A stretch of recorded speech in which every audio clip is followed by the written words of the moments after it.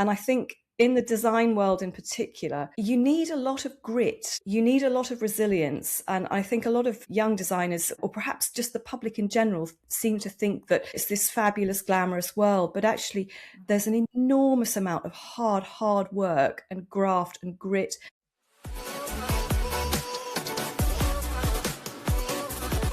You are listening to the FCI London Podcast, featuring some of London's most influential designers. If you are new to interior design, or you know a thing or two, but you really feel like your house needs some help in a big or a small way, this podcast is for you. I am your host, Liesl Britz, and today I am speaking to the renowned interior designer, Dani Lee. She is the founder and director of DCL Interior Design, established in 2003. Born in South Africa, Dani has built her practice around delivering elegant and functional interiors. She brings over 20 years of professional experience within the interior design industry. Known for her calm, professional approach and clear design vision, she focuses on functionality, natural light, and refined detailing. She's also renowned for designing homes that feel timeless and cohesive, tailored to each client's way of living. Dani, welcome. We are delighted to have you with us today. Thank you very much, Liesl. It's a great honor and a pleasure to be here. Well, let's start by talking about your path heading to DCL. I understand you trained as a classical pianist, grew up across Africa and Iraq, traveled solo through the developing world, and then moved into interior design. That is a very interesting and not really a conventional route into the profession, am I right? No, that's quite right. It was certainly a somewhat unconventional start to life. I was very young when I left South Africa. I was about 18 months old. And then my father's job took us to Baghdad. So we had a lovely time living in the sand in the middle of a war with Iran. So yes, it was quite an unusual start. And how much of that early life actually lives inside your work today, would you say? I think the sense that we're all shaped by our past. And I think growing up in a country at a young age where there were no luxuries, it was in the middle of a war, we struggled to get food. I very much remember, trying to find healthy food to feed young children. And I think I very much appreciate the sense that we live in a very privileged world in the West here. And to a certain extent, I have a grounding, I think, that doesn't come from a background where there was huge amounts of plenty. Not to say that we didn't have, but it was just simply our circumstances. Yeah, definitely. Do you think maybe that gives you an edge that a more traditional design education just simply couldn't add? I think that actually our real life experiences, they do shape us. And I think probably maybe not so much my formative years, but maybe my late teens and early 20s. I traveled an awful lot solo. And I think when you're a young woman and a small girl traveling around quite tough and maybe sometimes dangerous places on your own, relying on myself, my own wits, my own expertise, that taught me a lot of hardship. It taught me a lot of resilience. And I think in the design world in particular, you need a lot of grit, you need a lot of resilience. And I think a lot of young designers, or perhaps just the public in general, seem to think that it's this fabulous, glamorous world. But actually, there's an enormous amount of hard work and graft and grit and problem solving. And I think, my formative years I spent probably a good, say maybe 2, maybe 3 years in my very early 20s, from the age of 21 onwards, traveling around parts of Central and Southern America on my own. Didn't speak the language. I didn't have anyone with me. It was a pre-mobile phone stage for me, so there was no contact with mum and dad. And I got into all sorts of scrapes that I had to find my way out of. And I think essentially, when I'm on site and you're faced with problems, things that you perhaps didn't think through or didn't imagine might happen, that ability to think and solve problems rather than just give up is a really important skill, actually, that designers need to have. Yes, no, there is an awful lot of unforeseens that goes on in our industry. The key thing really is detail. And being on top of that detail, thinking through everything that might possibly occur before it occurs, a plan for it. A very wise lady who mentored me when I very first started told me that interior design is 5% creation and 95% administration and aggravation. And I would actually agree with that. I hear you. Your creative vision is a tiny, tiny, tiny part of the overall thing. The rest of it is admin, checking, details, problem solving, the exhaustion of thinking through all of these little components and how they all fit together. So to come back or circle back to your original point, I think, having a great deal of inner strength and grit and determination and resilience is pretty important in this line of work, I think. Sounds like you have a lot of it, so that is wonderful to have. I see, well, DCL turns 22 this year. Well, first of 23. all, is it 23? Why do I Yes. have Yes, we started in 23? 2003. So Wow. yeah, But it's 2026. Can you believe how I time know. And we're a quarter way through it already. time flies, really? And what an accomplishment. What I want to ask around that is, what is one conviction that you've held in the early days, maybe, that you've since completely let go of, and what has replaced that? I think as a young and naive junior designer, when you first start out, firstly, you have this sense that you can do a lot more than you think, or you know a lot more than you think you know. And I would say that after 23 years, everything is constantly changing. No project is ever the same. Client is ever the same. Dynamics, the personalities. But I would say probably my greatest conviction, I think, at the early stages was that, things just happen. They just come together. But in actual fact, there is a famous quote. Now, I forget the name of the architect. I want to say Aldous. No, I don't want to say Aldous Huxley. That's an author. Okay. If it's not goodness. that name, that's not a problem. But anyway, his quote was very important and it's never left me. And it was quite simply, beautiful homes don't just happen. Yeah. I think as a youngster, you sort of you rush in and you have all these fabulous ideas about things, and it takes somebody more experienced to ground you on it. And I remember this very clearly. It was quite early on in my career, and I designed this bathroom, and I was running through some details with the contractors on site, and actually they were a lovely South African duo. And this chap said to me, he was quite a stern, quite a strict guy. And I was explaining, well, we're going to have this tile on this wall, and then there's this one here. And, and I was kind of talking him through all the details. But at that age, I hadn't really figured out that I had to be on top of every single detail. How do those junctions meet? And he said to me, I remember it so clearly. He said, okay, so how does that surface finish against that one? And I thought, what? I don't know. And I really felt on the spot because I thought, I ought to know. I am the designer. The buck stops with me. I have to know everything. I have to know these details. How does that tile joint finish with that one? Is it going to be mitered? Is it going to be a cut exposed edge? Are we going to use a trim? If so, who's supplying the trim? How thick is it? What color is it? What's the style? All of those tiny details. He really put me on the spot. And I realized that actually these things don't just happen. You have to specify them. And if you don't, somebody else will. And 9 times out of 10, they're going to specify something that's wildly inconsistent with your overall vision. So it's detail. And I think, as a youngster, you come out and you don't really necessarily know how much you don't yet know. Sometimes you feel like a bit uncomfortable and you think, I wish that didn't happen. But actually, it's a good thing that you were exposed to something, and that also adds to resilience and growth that we mentioned earlier. Well, it's the communication as well. It's the thinking through of the detail. You can't leave anything to chance, and you can't leave anything to interpretation of contractors who are carrying out your wishes. We have a responsibility to think about and then very clearly communicate literally every detail. You can't allow somebody else to make those decisions for you.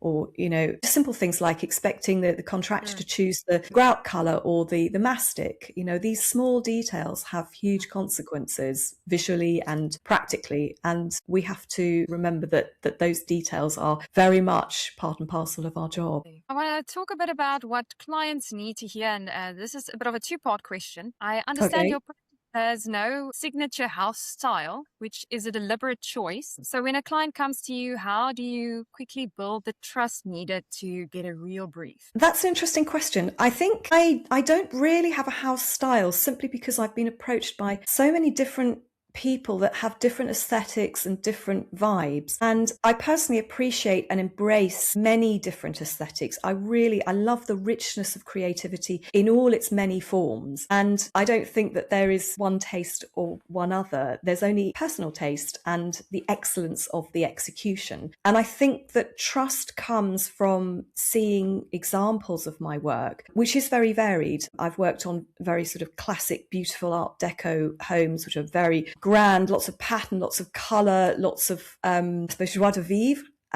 Also very architectural and very minimalist pieces, really very disparate styles. And I think for clients, there is a comfort in seeing that I have the agility to move through different styles and different aesthetics. For me, it keeps things fresh and exciting. I don't want to be a one-trick pony. I want to explore and learn and stretch. And I also want to deliver to people something that truly represents them. And this is their style, their taste, not mine. It's not my home. It's their home. They have to live in it. But I think that when people can see that I can operate in different styles, that hopefully gives them the confidence to think, well, she got them, she'll get me too, hopefully. And what do you then tell your clients? What do you think they would need to hear early on to feel confident?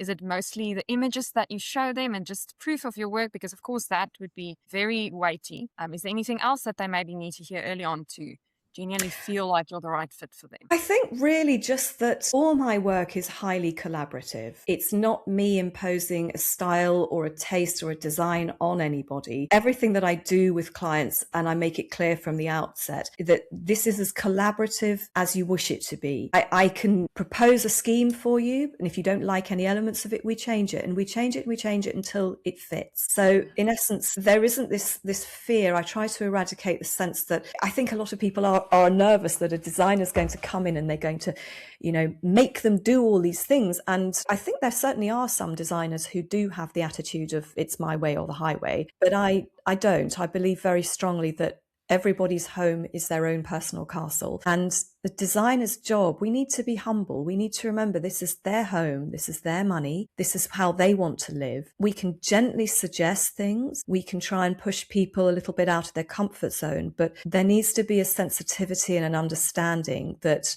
don't push too far. This is their choice, and that these collaborative approaches are very much, I think of it almost as having a trusted best friend who's there. It's got your best interests at heart. They want you to have the home of your dreams.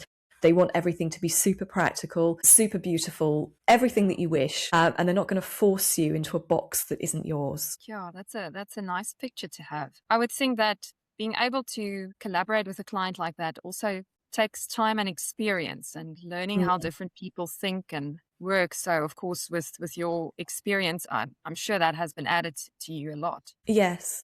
It is certainly, I think part of our job has to be being a bit of a psychologist. That's very crucial. And often you get dynamics between couples as well that we have to kind of navigate. Sometimes it's quite obvious that there is a much more dominant partner in a couple, or she wants a beautiful mirror over the fireplace. He wants a massive telly. And how do you... Yeah, there's a solution to that, but we are often a bit of a psychologist and a bit of a marriage guidance counselor to try and patch those differences between two people that are sharing a space so that they both have something that feels right and represents them. Yeah, it's an interesting element that you don't usually think is part of interior design. Yes, no, it's definitely marriage guidance and psychology in there. And talking about psychology, in your experience, what is the thing that clients fear most? Might it be wasting their budget, wasting their time, or maybe even like a dread that this finished space just won't feel like them, I don't think so much the latter point. I think because we work so collaboratively and every stage of the process is approved and agreed and checked and double checked, I don't get the sense that any of my clients have been worried about that so much. Yes. In terms of what they may fear most, I think we're all very different. And my job really at the beginning, which as you say is part of the psychology, is really to try and figure out and understand what is important to each client. Why am I there? What are they afraid of? What are they afraid of getting wrong? How do I address those concerns and make sure that they don't become realised? I think a lot of people are worried about wasting budget. That's natural. We all are. Nobody wants to waste money. And I think that is a difficult one, really, is ensuring that you spend correctly and on the right things, and that you're not wasting design time by duplicating things or coming up with a rubbish decision that then has to be undone. I think that is actually a fear from a lot of people who are trying to do a refurbishment or a design project themselves, that they're perhaps going to be taken advantage of, or they're going to spend over the odds on something that perhaps doesn't really merit it. And again, as I said earlier, I think I really want to protect my clients' budgets. Actually, budget is hugely important to me in the investment that people make in their homes. I'm fiercely defensive of budget, and I can't bear waste. I take the budgets very, very seriously, and I've developed processes to collate and check the costs. It's the very, very first thing that I do on a project, is really to outline everything that might be required and put a sum to it, so that we can really button down early on, what is this going to cost? What are the materials going to cost? What's the labour going to cost? That one's the biggest challenge. That's the biggest unknown, to be honest. And it's also the one that shocks people the most, myself included, because the cost of labour is exponentially higher than it was just a couple of years ago. So the wasting of the budget, I think, for me, certainly, is definitely my greatest fear. I'm always terrified of things spiralling. So I have very strict and stringent processes in place to make sure that costs are managed as much as possible, really. I think maybe moving into some difficult clients, have you maybe had a more difficult client? Has that happened before? And maybe how did you handle that, but with your dignity intact at least? Do you know, Liesl, it doesn't happen all that often. I would say that 99.9% of my clients over 23 years have been lovely, joyous people to work with. I've greatly enjoyed working with all of my clients.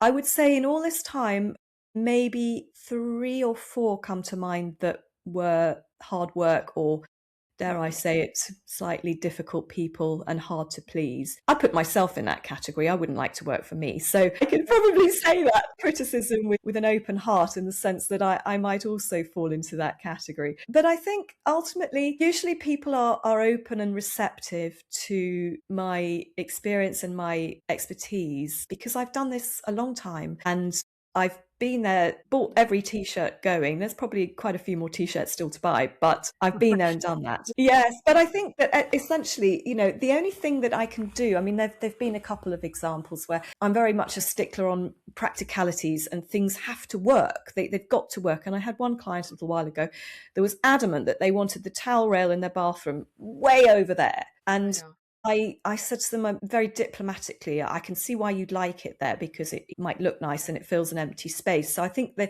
key thing is to acknowledge why somebody's got this idea that to me seems completely unfounded. Acknowledge it, appreciate that they're coming from it from a different place from I am, and then gently point out why their idea is not so great in a really diplomatic way. Because I mean, I don't know anything about cars, and if I came up with some harebrained idea to my mechanic and he sneered at me, I'd probably be quite hurt. So I don't want, I don't want to do that to a client. All of what we're saying now actually flows into each other, saying that there's actually a bit of a human element in terms of being kind and even being empathetic to someone, and giving them understanding in that space that is very personal to them. Totally, because people are not trying to be difficult. No one's going out of their way on purpose to be annoying or difficult. They just don't understand why this idea doesn't work, or it's, they don't know why it's misguided. And our job is, without being heavy-handed, to just acknowledge why they might want something a certain way, point out what the drawbacks are, and then it's their choice. It's their decision. So ultimately, it doesn't ever have to end up in an argument or a dispute or a disagreement or anything unpleasant. It's just simply, okay, I've explain why I don't think this is a good idea. If you still want to go ahead, that's absolutely fine. That's your prerogative.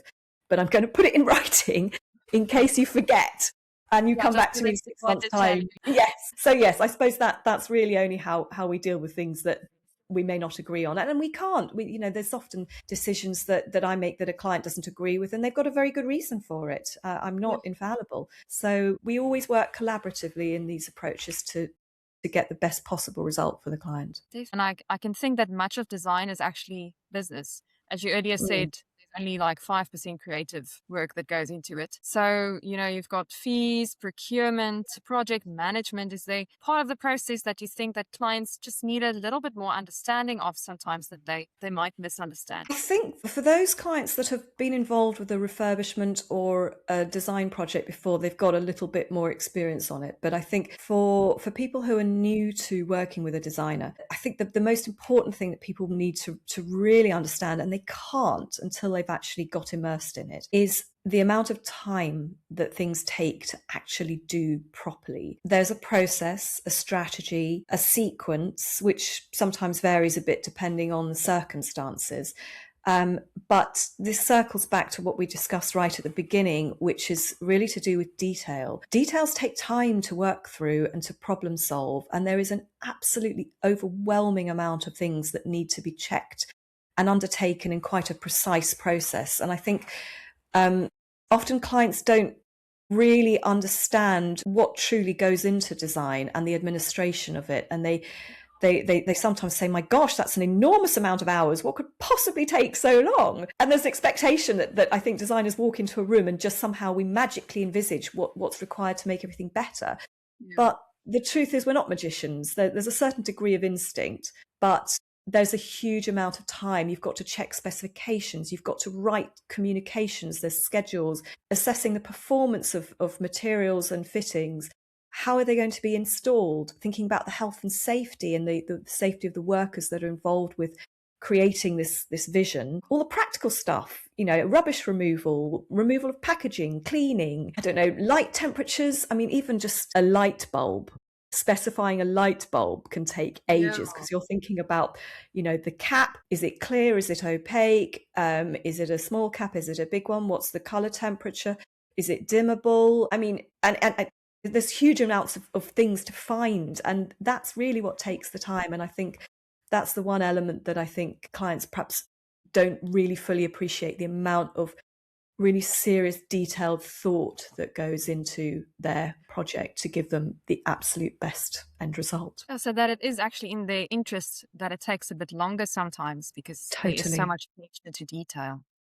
If you leave things to chance, things don't go well. You get a light bulb that's a bit green, or as happened recently, I specified some cushions, and when they turned up, this was a new supplier that I'd used, the filling was just not very full. And after that, I thought, right, now I have to write on the cushion specification how full I want the feathers, because they just seemed a little bit deflated. And I also hadn't specified a colour of zip, because in the past, my cushion makers always just did it beautifully. And it never occurred to me that I ought to specify the colour until I worked with a new supplier. And they put these weird beige zips into everything. And I looked and thought, that's awful. It's glaring. And again, it's yet another thing that you have to think of in order for the client to not walk in and go, oh, what's wrong with those zips? Mm-hmm. Yeah. And you realise that literally everything has to be thought of and everything has to be specified. And if you don't, you end up with a suboptimal result. Mm-hmm. So yes, that is really what takes the time in design. And otherwise you sort of get these slightly weird, odd bits that are not quite perfect. And when someone's paying for design services, they want and should expect perfection. So taking a bit of a turn there, the Iran-US conflict, which, is disrupting shipping routes, pushing energy prices up. I understand some UK designers are already feeling it in material costs and lead times. Have you personally experienced some of this? Has it hit your projects in one sense or another? Has it affected you in any sense? Not yet, because obviously the conflict is very new. I think we're all watching very closely to see what happens, how our businesses are affected, how our personal lives are affected. But because it's quite new, I haven't seen any sort of knock-on effects yet. I would say that the closest obviously was COVID, which created huge amounts of problems, huge problems that lasted for months and months. And it just took months to get things. But ultimately, clear communication, regular dialogue with clients so that they understand what's going on. And people do at the end of the day, they know that this is way out of anyone's control. And whilst it's hugely frustrating and it can have a knock-on effect, again, this is where that sense of being able to think on your feet and agilely, I don't think that's a word, but you know what I mean, Yeah. move with agility and adapt your project plan according to what's in or out of stock or is affected. And that happens on every project anyway. There's always something. I had one only yesterday where a week ago we had 400 square meters of tiles in stock. I need 6.5 square meters.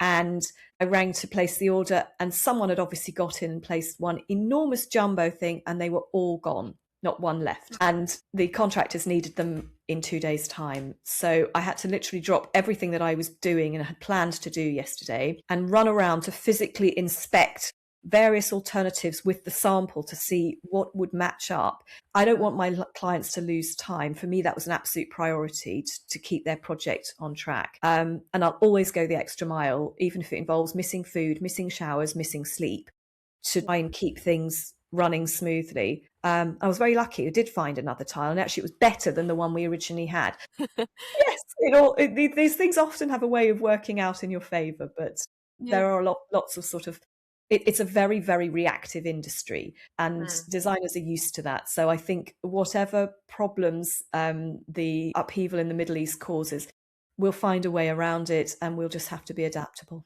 Talking about being adaptable, let's quickly just a quick question about AI. Are you using any AI tools? And if so, do you maybe have a guilty pleasure of something that just makes your life easier? Not overly experienced with AI. I'm still learning and I'm still experimenting and dabbling. I think it's a great conceptual tool. I do like, I suppose my if you say it's a guilty pleasure, would be uploading a photo. And I play with my own house in this respect, because as I said earlier, I'm a design chameleon. So I have lots of disparate things all over the place, because I work with one client and I think, oh, that's wonderful. And then I work with another project. I did a job where we were doing this graphic designer's pad, and it was incredibly colourful and joyful. We had so much fun. She let me do all sorts of mad things that no one else would ever let me do.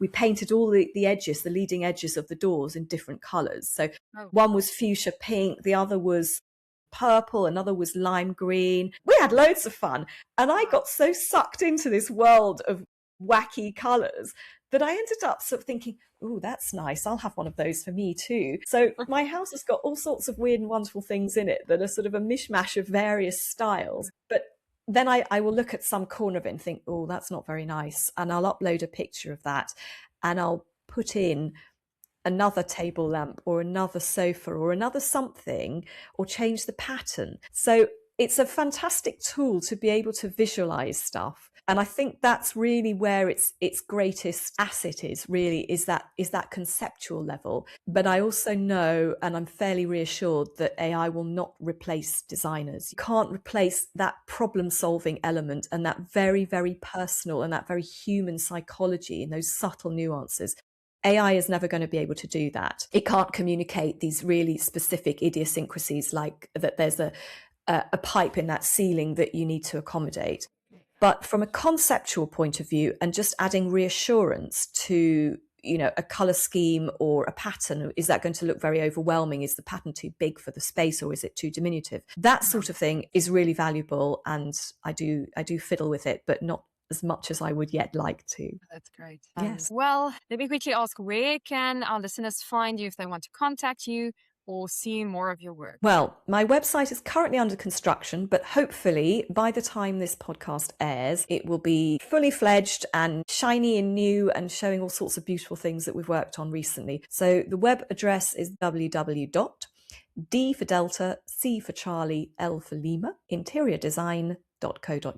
But otherwise, for a much quicker and arguably much more contemporary snapshot, probably Instagram is the best one to see current work, which is Dani Lee, that's DANILEE _ DCL _ Interior _ Design. You'll never remember that, but it's perfect. We'll definitely be able to find it. Thank you so much for your time. It was such a pleasure to meet you and spend time with you, and all the best for the next 23 years of professional design. Wonderful. Liesl, thank you so much for the opportunity. I've really enjoyed talking to you.